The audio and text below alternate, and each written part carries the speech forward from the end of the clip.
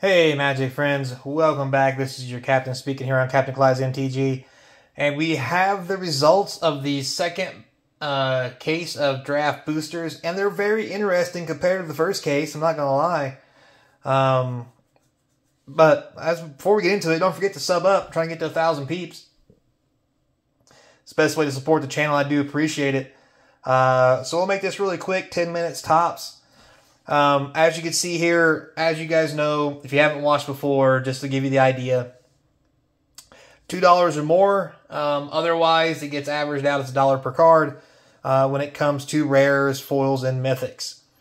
One thing I don't include commons and uncommon foils, or uncommons and commons, period, or even lands. So with that, you could actually have a little extra value in this. Give or take, depending on how much you want to put in there. So, with that being said, first thing I want to talk about are the foil lands. So, we got 4 foils this time, 1 Phyrexian and 2 other ones. The last time, I think we only got about 2 or 3 foils. It was very interesting, and again, only one of these per draft, per 6 boxes. So that tells me if you really want these kind of foils, you'll have to get them from collector boxes and or set boxes. So keep that in mind. So for rares, as usual, like I mentioned, 2 or more, they're all stacked here. There are several rares that are kind of expensive, you know, to kind of talk about the ones that were Venerated Rotpriest, the Gardens Rotpriest. Phyrexian Arena is up to $2. It's actually went pretty high here recently. It's gotten a lot of play, probably. The land cycle's around $1 or $2. This guy's even going up in price. I mean, 3 mana, 4/4 trample. I mean, the hell with the rest of the abilities. Yeah. So, very interesting. Decent amount of value in the rares, but this set in particular seems that the mythics are the real powerhouse because they really swing the difference between all the different sets. As far as foil rares, we did get Eclipse, which was really cool. A Conduit was nice. 1 Hive, a Dark Slick Shores, and 1 Wanderer. That was really the extent of the foils of note. Now, as far as Mythic goes, I think the coolest thing, we did get 2 foil Mythics. We got a Red Dominus and a Staff of Completion. Both very nice and very cool. So, those are kind of nice to get. And then Mythics in general, we did get a pretty good chunk of Mythics. If you actually watched all the video series, you realize that we had 2 boxes at 7, which was the record for the whole thing. So, that was pretty neat. Total here, 1, 2, 3, 4, 5, 6, 7, 8, 9, 10, 11, 12, 13, 14, 15, 16, 17, 18, 19, 20, 1, 2, 3, 4, 5, 6, 7, 8, 9, 30, 1, 2, 3, 4, 5. 35 mythics, roughly 6 mythics a box on average. And we did have some really sexy mythics. I'm sure you've seen as I thumb through them. We got 2 swords, a staff, a couple Lucas, lots of blue Dominuses. We got 1 Gauntlet, a couple Black Dominus, 2 Veraskas. We got T-Rexes out the wazoo. I mean, Jesus. We got a couple Nissas, some Green Dominus, 2 All-Would-Be-Ones, a couple Hellraisers, Red Dominus, 2 Jace, and we got, which is probably the best thing of all, 2 Elesh Norns that are Phyrexian language. Just incredible. These things are really expensive.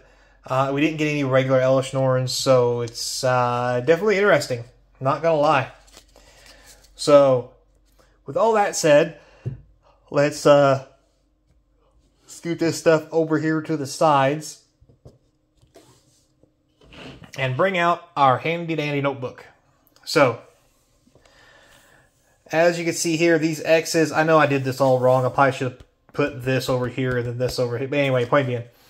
So for this draft series, we had the first box was 82, second box was 106, third box 177, fourth box 94, fifth box 179, and the last box was a 101. That gave us an average of 123. That's very interesting because last time up here, we had an average of 101. So, I think what really matters here is what mythics you get, like Elesh Norn or what have you. If you remember in the last draft boxes, I don't think I got an Elesh Norn, and so therefore there was no real value in any of it. So, like if you look here, this is the rare column, 50, 40, 60, 50, 60, 50. So high to, it looks like the average here is around mid 50s to 60. You look at the rares up here, the average was, I mean, honestly, 40 to mid 45. So just the rares were better. And the mythics, obviously, there was 2 Elesh Norns, so they were really high. But again, 40s to 30s. Up here, the mythics were about the same. So there's lots of things that can cause that. A, we did pull some better cards, not going to lie. B, the prices of all these cards, believe it or not, as the filming of this, have actually went up, not down. So this, amazingly, this is going to be, if you look at all this stuff and these prices here, currently, as the filming of this, the value and the performance of the set is actually got better after it's come out. So I know that we talked before about how a lot of people weren't buying this set when it first came out on pre-order because they were scared of X, Y, and Z and how shitty the sets have been doing.